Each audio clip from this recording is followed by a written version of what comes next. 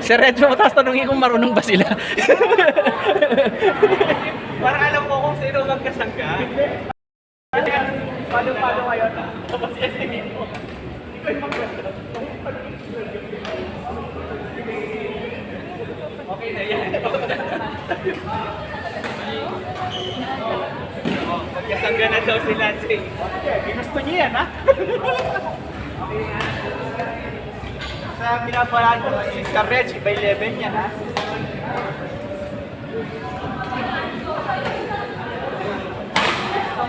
Ay, naku.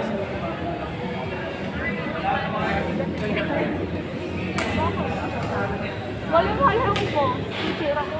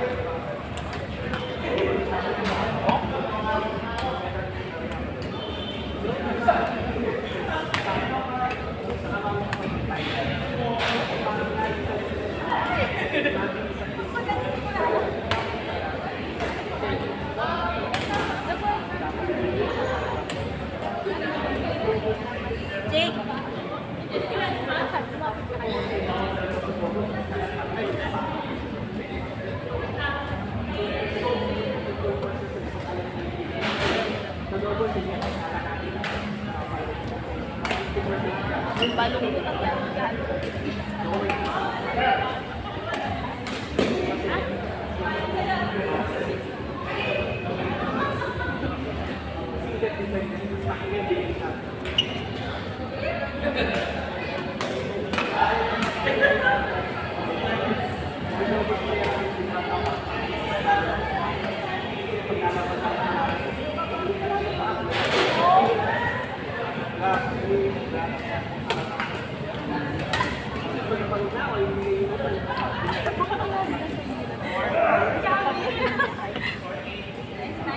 Let's try this. Gaga.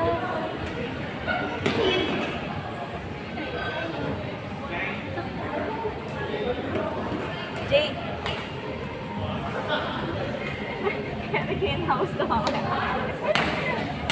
Sabihin nyo na lahat ng mga pwedeng sabihin ng chismis ah. Salamat kami chismis. Ay, sayang. Ikaw may chismis. Guys, ka si ba Maine. yan? Hindi yan, si Maine ang si Maine. Ay, sorry. Akala, Ano mo daw sa doon? Ano daw kayo? mamaya, ay, mag-enjoy ka muna. Hindi sa ayaw Hindi daw siya turuan. tumira.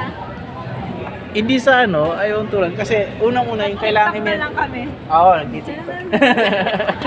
Yung kailangan nyo kasi memorize, ayun na muna, kabisaduhin yung parang muscle, eye, saka racket coordination. So once na mo na yun, parang guro, mga once or twice, dun mo na kayo mag-buffer. Tapos sabi ko sa'yo, may tatlo uri ng grip, yung mid, down, tsaka ito gagamitin mo sa rack, ito sa midcourt, ito sa... information overload ka. Proper position ng pagpalo, ganyan dapat yung paa mo, na gano'n. Isang concept pa lang yun, maano ka na. Baka imbis na mag-enjoy yung badminton, ay, marami pa ng technicalities, next time di ka na maglaro. Oo, ganun yun, may information overload. First, enjoy mo muna. Ang mga nagbabadminton, kaya na bumabalik sa badminton kasi na-enjoy nila. Sumunod na yung technicalities and then sunod na yung training na pang-advance. Step by step. Turuan kita ng advance tapos doon maya-maya, di ka na bumalik. Hindi ganyan naman yung nagturo sa Bakit akin. ka nagpagupit? Nahirapan ako maglaro eh. Pag ganyan ko may buhok na hindi kayo nahirapan. Kasi minsan imbis na outside, gaganon sa buhok ko.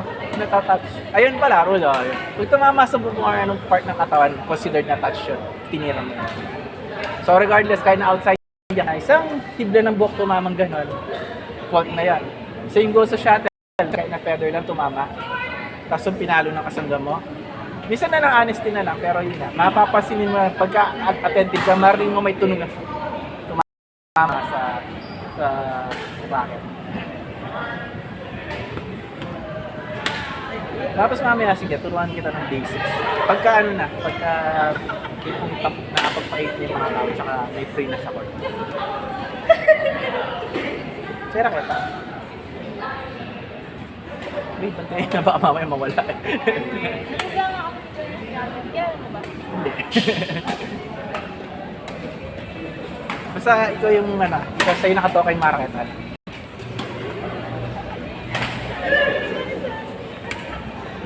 Kinulit ko sila maglaro dahil gusto ko maglaro talaga eh. Dami ko nga naglaro, dami ka talaga.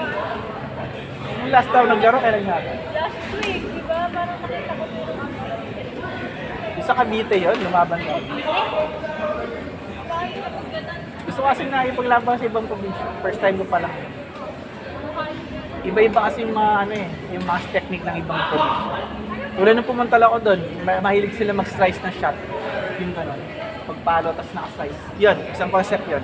Kapag naka-slice yung shuttle, maghihina ng konti yung speed. At saka fake din yun. Nakakala mag-smash ka. Pag slice mo ganyan, magbabounce dun. So pwede yung fake pa lang.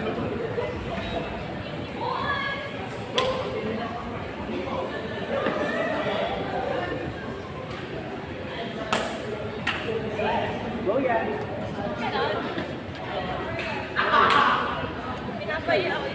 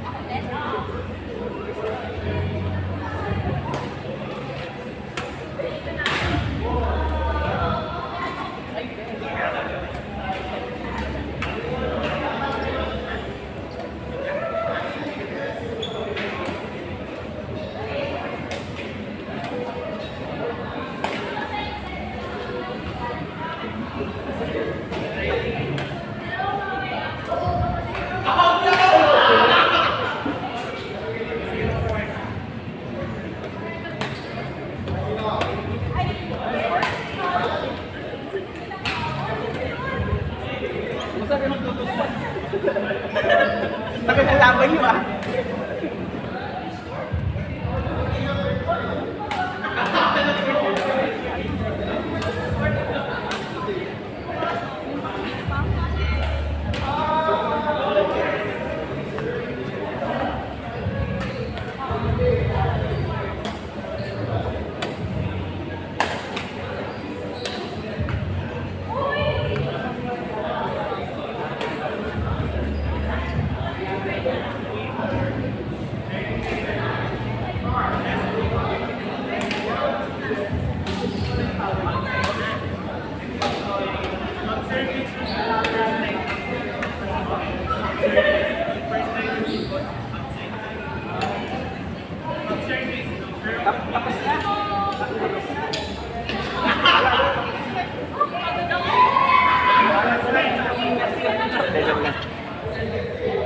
Sir Reg,